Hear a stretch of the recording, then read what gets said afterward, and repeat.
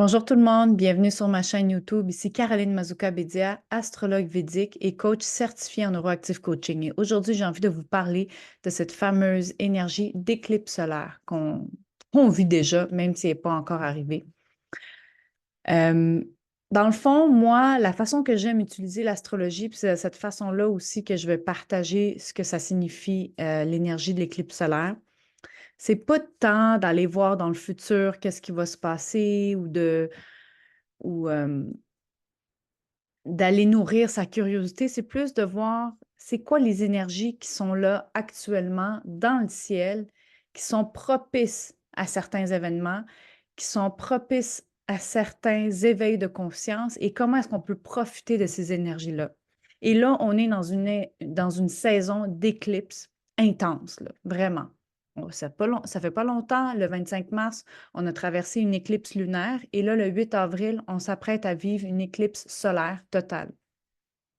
Donc, il y en a pour qui l'éclipse solaire, c'est comme ah, cool, je suis allée me chercher des lunettes pour pouvoir regarder le soleil pendant que c'est totalement éclipsé, alors qu'en réalité, il y a quelque chose de beaucoup plus profond là-dedans. Premièrement, on va faire face à une période de noirceur temporaire. Euh, Puis je vous dirais aussi, en même temps que cette éclipse solaire-là, il y a une conjonction qui est quand même assez intense, qui est Saturne avec Mars. Donc, Mars, le dieu de la guerre, l'énergie, la force, la colère, la stamina, puis tu as Saturne qui est le soldat, qui est le guerrier aussi, à quelque part, qui est qui apporte des limitations, des restrictions, des conflits. Bref, il nous met face à notre karma aussi. C'est la planète qui représente le karma. Donc, ces deux énergies-là, ensemble, créent énormément d'intensité. Vous devez probablement le ressentir. C'est pas cette vidéo-là qui va vous faire réaliser comme ah, OK, il y a des choses intenses qui s'en viennent. Regardez un peu.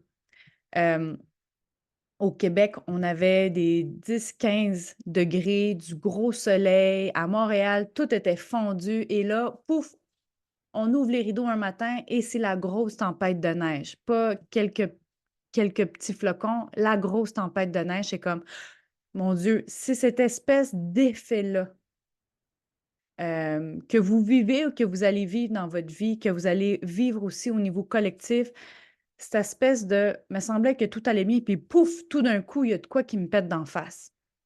Ou il y a quelque chose qui surgit de la noirceur, donc que je n'avais pas conscience et que là, wow, ça remonte à la surface et que je fais, oh, OK, j'ai à dealer avec ça. Donc, c'est cette énergie-là, présentement, qui plane pour tout le monde. Fait autant que vous allez le vivre au niveau collectif, autant qu'on peut le voir, des grosses tempêtes, des changements drastiques de température, autant que vous allez le vivre au niveau personnel. Tu sais, le but de tout le monde, là, sa planète Terre, c'est pas de se lever le matin, d'aller travailler, de payer 5 comptes, puis de s'assurer une bonne retraite, là. C'est de faire son cheminement d'âme, de venir régler certains karmas que vous avez peut-être engendrés dans cette vie-ci ou dans d'autres vies, dans le but de vous alléger, de créer un équilibre. C'est aussi le but d'apprendre à vous choisir, d'apprendre à vous aimer inconditionnellement pour être capable d'être connecté à votre divinité et à partir de cet espace-là, rayonner votre lumière. Et on utilise différents véhicules pour œuvrer dans notre vie terrestre, que ce soit la job qu'on choisit, l'emploi, le corps physique qu'on a, le pays où on habite, bref. Mais c'est beaucoup plus profond que les circonstances de vie dans lesquelles on s'est créé. Donc, si vous êtes pris dans des choses où vous vous sentez limité, où vous vous sentez pris, où vous avez de la misère à avancer, où vous voyez qu'il y a des patterns qui reviennent et ça, là, ça vous empêche de vous émanciper. Mais là, présentement, les énergies sont extrêmement propices pour voir ça en pleine face. Donc, les gens qui vont le vivre le plus intensément, c'est les gens qui ont fait l'autruche toute leur vie, qui n'ont jamais voulu regarder certains problèmes ou que la vie a cogné une couple de fois à leur porte pour leur dire tiens, regarde ça, hey, ça serait bien que tu règles ce dossier-là et que ces gens-là ont tout simplement fermé la porte. À un moment donné, ben, peut-être que c'est plus un petit toc, toc, toc à la porte qui va arriver, mais c'est quelqu'un qui va défoncer votre porte. On s'entend, là, j'image. Mais c'est juste pour dire que ceux qui vont le vivre plus intensément, c'est les gens qui n'ont pas pris le temps de travailler sur eux, qui n'ont pas pris le temps de développer des ressources, qui n'ont pas développé une intelligence émotionnelle et qui se font toujours l'autruche par rapport aux problématiques. Donc, un peu une attitude de victime. Puis en même temps, ben, si vous le vivez intensément, cette période-là, à quelque part, c'est génial. Ça veut dire qu'il y a des choses qui remontent à la surface. Maintenant, êtes-vous équipé pour vous en occuper? C'est pour ça qu'il y a des gens qui se spécialisent dans le domaine de l'accompagnement. Je suis une coach aussi. Je ne fais pas juste des lectures de cartes du ciel ou de parler des éclipses solaires, là.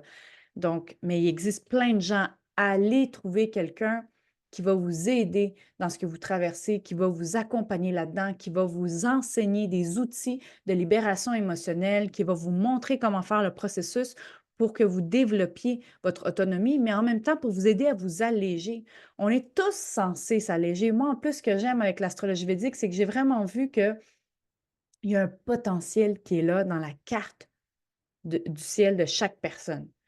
Tout le monde a un idéal qui est là comme potentiel, qui est latent, en attente que le travail intérieur soit fait, que d'assumer son karma aussi soit fait. Assumer son karma, le karma, c'est la cause, c'est la loi de cause à effet. Donc, j'accepte que si j'ai fait certaines choses, bien, ça engendre certaines conséquences. Donc, j'assume ces conséquences-là pour être capable de rétablir un équilibre. C'est un peu comme, j'avais déjà donné cet exemple-là de j'achète de quoi avec ma carte de crédit ou j'emprunte de l'argent à la banque. Bien, si je n'ai pas envie que les intérêts embarquent, il va falloir éventuellement que je retourne cet argent-là pour être capable de rééquilibrer. Et si je ne la retourne pas à temps, bien là, les montants vont être plus grands. C'est un peu comme ça aussi que j'aime imager euh, que quand on a certaines choses à rétablir dans notre vie, qu'on a un certain karma à rétablir, bien, si on décide à chaque fois de fermer la porte, de dire non, non, je ne veux pas voir ça, bien, c'est que ça va empirer, les intérêts vont embarquer. Puis le but ici, c'est pas de tu es puni, c'est pas correct ce que tu as fait, puis c'est pas gentil, tu dois vraiment subir les conséquences de ça. C'est juste tout simplement, hey, je t'ai emprunté de l'argent, je te redonne de l'argent. Hey, je t'ai fait mal dans une autre vie, dans cette vie-ci, je vais t'aider à aller mieux. Ou je vais conscientiser qu'est-ce que je t'ai fait vivre comme expérience pour que je puisse comprendre l'impact de mes gestes, qu'est-ce que ça a eu. Voyez-vous, c'est juste une loi de cause à effet. Donc, vraiment, c'est le temps de se regarder sérieusement.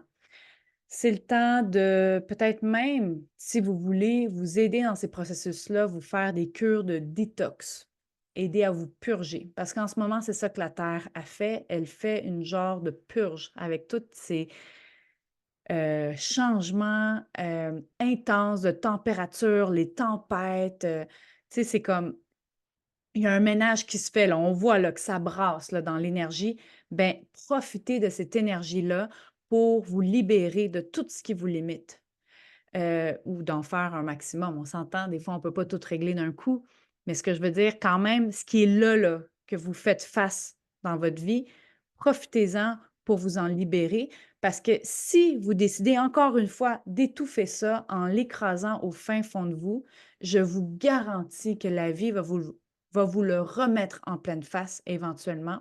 Puis habituellement, ben, si un petit cognage de porte, ce n'était pas suffisant, ben à un moment donné, ça se peut que ça soit le gros bâton qui défonce la porte pour que vous réalisiez que, hey, on a défoncé ma porte, il faudrait peut-être que je fasse de quoi.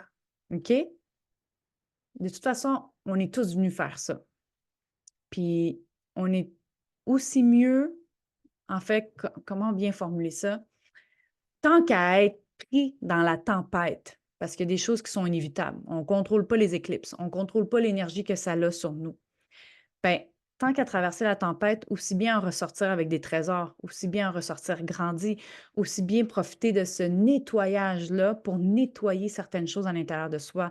Donc, pour la journée de l'éclipse, méditer, faire des mantras, être au ralenti, être dans l'introspection, c'est ce que je vous suggère pour cette journée-là.